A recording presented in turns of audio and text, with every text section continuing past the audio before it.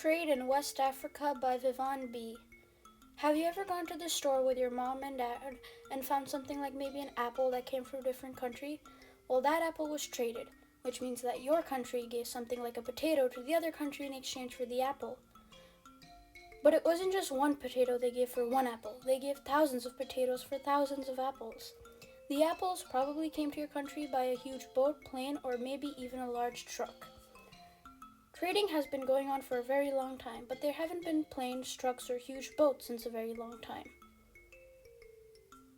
Would you believe me if I told you that people used to trade with camels? Well, they did. This story happened before your parents were born, before your grandparents were born, before your great-great-great-great-great-great-great-grandparents were born. In 765 CE, in West Africa was the Ghana Empire, and this empire was thriving because of its salt and gold trade. But this wasn't the only greatest empire in West African history. There was also the Mali Empire, who had a king who was the richest man the world has ever known.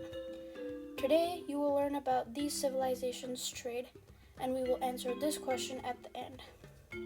How did the West African salt and gold trade impact West Africa?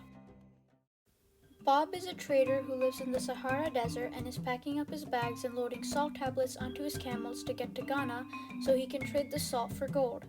He loads the huge salt tablets on the camel and begins his journey. Water in the desert is scarce, which means that there is barely enough water to live. Bob and his fellow miners need to stop at wells along the way to get water for the journey. After many days of travel and heat, Bob and his fellow miners finally arrive at the trade spot. George, who is a gold miner in Wangara, is still on his way to the trade spot. Because George is a gold miner in Wangara, he's one of the few people that know where the gold mines are. He has to be careful on his journey to make sure nobody steals the gold he carries with him.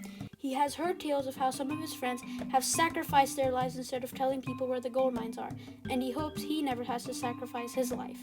He has now arrived in Ghana and has to give a certain amount of gold as tax to Ghana. After paying, he continues his journey to the trading point. Meanwhile, at the trading point, Bob and his mining buddies are putting the salt tablets on the ground, precisely 5 pounds worth of salt. After they unload their salt, they head off not too far away from the trading spot and wait for the gold trader to come. After a few minutes, George arrives at the trade center and unloads his gold.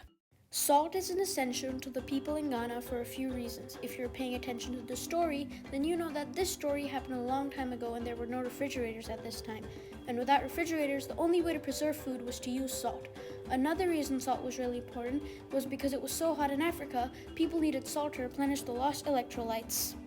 After George leaves the gold, takes the salt, and leaves, Bob and his mining buddies go get the gold and start to head back home. Gold was important in West Africa because it was used as jewelry. Not only that, but to Muslims it was also used to make their coins. Let me guess, you're thinking, why do the people trading never meet each other? Wouldn't that be easier? Well, no. At this time in African history, there were many different languages, and not everyone knew how to speak each language. I bet you're thinking, what's the problem with that? All they have to do is give each other the salt and the gold. Well, it doesn't work like that. They have to make sure they're getting the right amount of gold or salt, and this is the person they want to trade with. And while discussing these things, you're not going to know what the other person is saying.